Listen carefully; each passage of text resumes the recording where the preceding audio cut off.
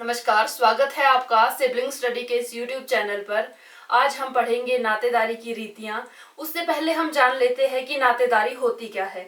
यह एक सामाजिक संबंधों की व्यवस्था है जिसमें हम विवाह गोद लेने की प्रक्रिया के माध्यम से एक दूसरे से जुड़े होते हैं। इसके दो प्रकार होते हैं, जैसे रक्तमूलक नातेदार। इसमें हमारे वे सभी संबंधी आते हैं जो रक्त के माध्यम से एक दूसरे से जुड़े होते हैं, जैसे भाई बहन, माता पिता।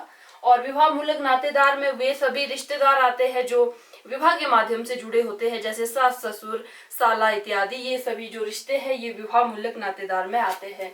नातेदारी की श्रेणियां, ये 3 प्रकार की ये श्रेणियां होती है।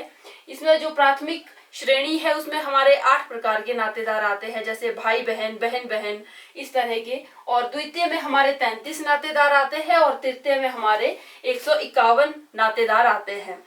अब हम जान लेते हैं नातेदारी की रीतियां यानी हमारे रिश्ते तो बन गए विवाह के माध्यम से या रक्त के माध्यम से या गोद लेने की प्रक्रिया से, लेकिन इसके जो नियम है कि हम अपने रिश्तेदारों के साथ किस तरह से व्यवहार करेंगे, किस तरह का वो रिश्ता होगा, क्या उसमें निषेध होगा, उसे हम कहते हैं नातेदारी की रीतियां। कुछ ऐसे नियम जो समाज द्वारा बनाए जाते हैं नातेदारी को चलाने के लिए। सबसे पहले हम बात करेंगे परिहार संबंध, यानी इसमें क्या होता है कि जो दो रिश्तेदार है, जैसे हमारे ससुर बहू का एक रिश्ता होता है या दामाद और सास का रिश्ता होता है, उसमें बहुत सारे ऐसे नियम पाए जाते हैं। कुछ जो जनजातियां है, जैसे भील जनजाति, उसमें बहू और ससुर एक दूसरे से डायरेक्ट बात नहीं कर सकते, वो किसी तीसरे के माध्यम से बात करते हैं। और वो जो बहू है वो ससुर को अपना जो चेहरा है वो नहीं दिखाती है। ऑस्ट्रेलिया में भी कुछ ऐसी जनजातियां हैं जो इस तरह के नियमों का पालन करते हैं। इसमें जो एक अक्का जनजाति है, इसमें दामाद और सास का कुछ इस तरह का रिश्ता है कि वह जिस रास्ते से सास जा रही होती है, दामाद उस रास्ते से भी नहीं जाता है। कुछ इस तरह के कड़े नियम पाए जाते हैं।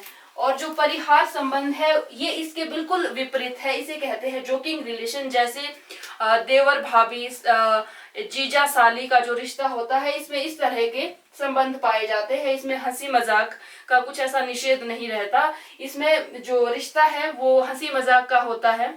और जो हमारे माध्यमिक संबोधन है वो इसमें क्या होता है कि जो पत्नी है वो अपने पति का नाम डायरेक्ट नहीं लेती है, वो बच्चों के माध्यम से नाम लेती है, जैसे राम के पिता, कुछ इस तरह से वो नाम लेती है।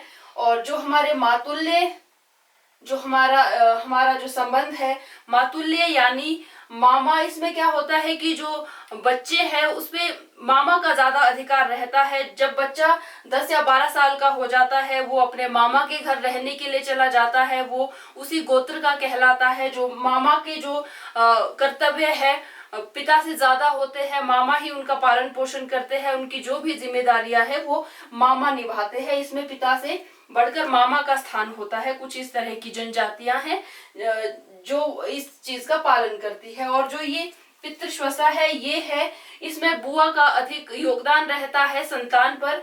जो बुआ है वही उसका नामकरण करेगी, उसका विवाह कहाँ होगा, किस तरह से होगा, वो भी बुआ ही तय करती है। और जो हमारे खासी जनजाति है और टोडा जनजाति है, वहां पर क्या होता है कि बच्चों का या किसी का बच्चों का यदि अंतिम संस्कार करना है तो वो भी बुआ के हाथों ही होगा। कुछ इस तरह की रिस्पॉन्सिबिलिटियां वहां पर लेती है जो बुआ होती है।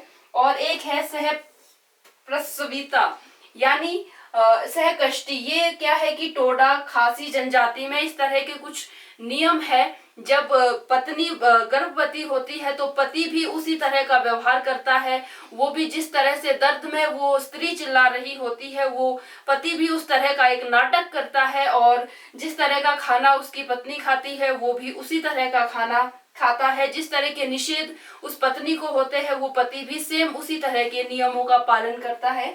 इसे कहते हैं सह प्रसविता। इस तरह के कुछ हमारे नियम होते हैं नातेदारी में। और इसमें कुछ हमारे थिंकर हुए, उन्होंने भी, जैसे इरावती कार्वे है, उनकी एक किताब है किनशिप ऑर्गेनाइजेशन इन इंडिया।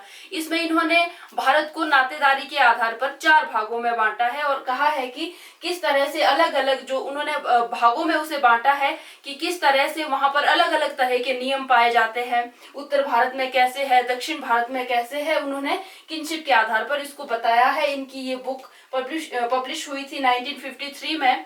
और एक जेपी मुर्डॉक हुए जिन्होंने नातेदारी की श्रेणियों का एक विभाजन किया है। उन्होंने अपनी बुक दी थी सोशल स्ट्रक्चर, ये दी थी 1949 में। इसमें इन्होंने बताया है कि नातेदारी में कितनी श्रेणियां पाई जाती है और कौन सी श्रेणी में कौन से नातेदार आएंगे, इसमें इन्होंने विस्तार से बताया है। तो ये थी हमारी कुछ नातेदारी की रीतियां। मैं आशा करती हूँ कि आपको ये वीडियो अच्छी लगी होगी। वीडियो अच्छी लगी तो इसे लाइक करें और हमारे चैनल को भी सब्सक्राइब करें। तब तक के लिए धन्यवाद।